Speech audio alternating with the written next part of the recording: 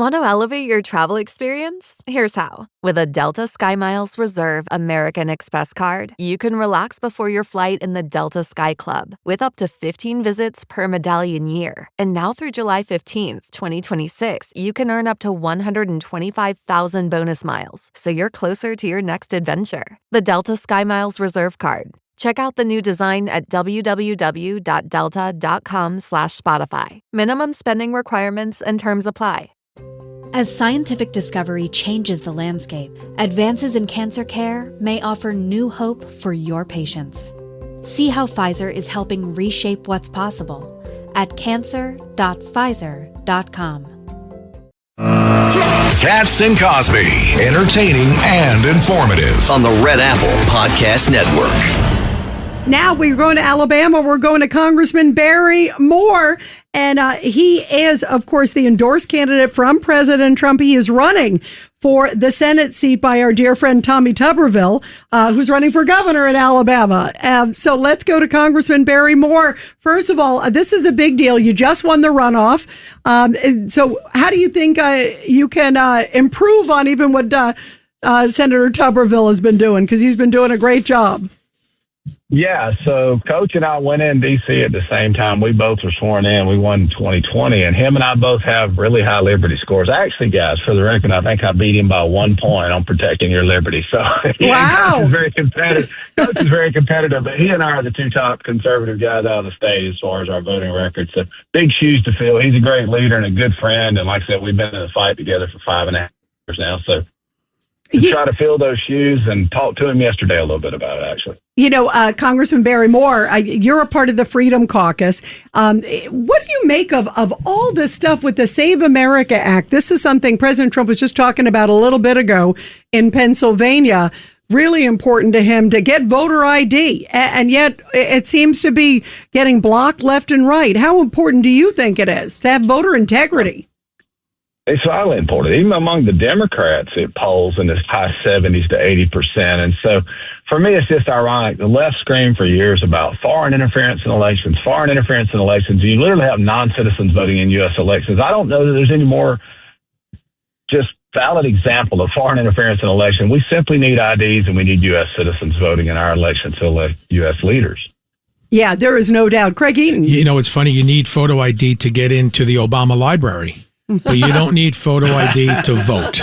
I mean, it just doesn't make any sense to me how you can let people vote without proving who they are. Guys, there probably wouldn't be an Obama presidential library if they required IDs for people to vote, honestly. That is a good point.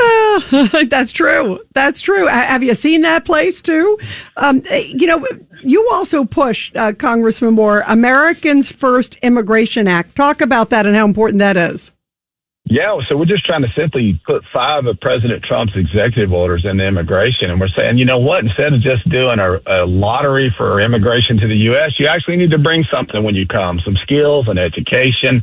It needs to be about bringing people to this country that are going to contribute instead of coming here, getting on the dime and shipping cases or cash back to some foreign country. They need to be here to contribute. They need to assimilate.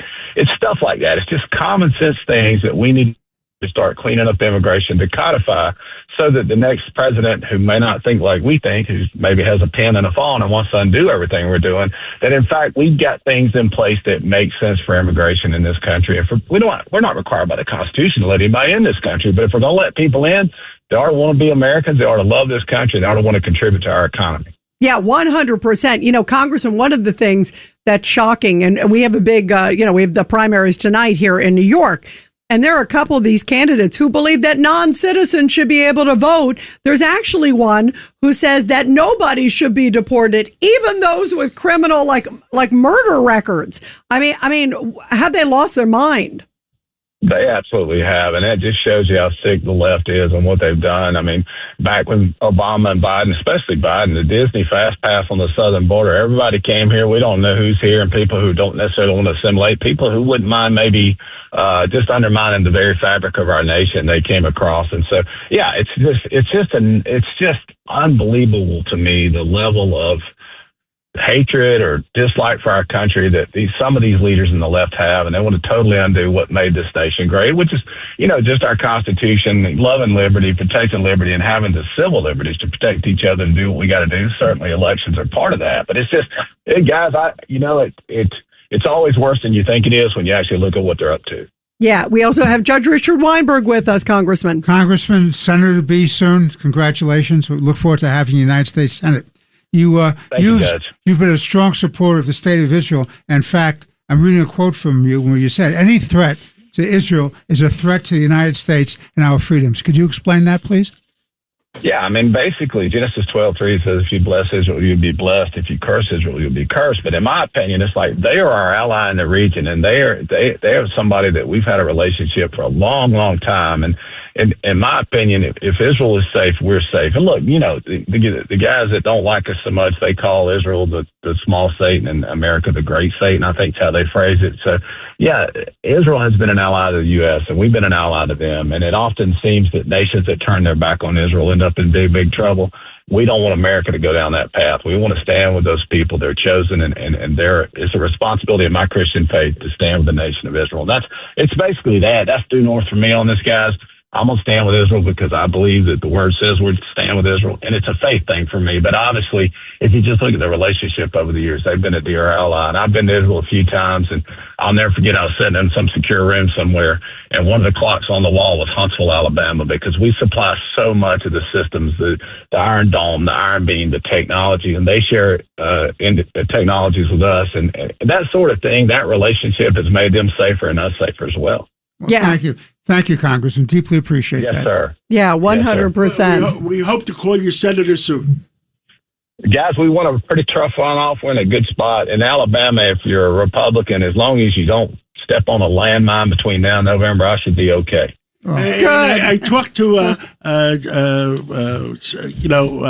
Tuberville. Tommy Tuberville, yeah. Tuberville, and he's going to be on later on our show too. And he only won the primary by 85%. I was disappointed.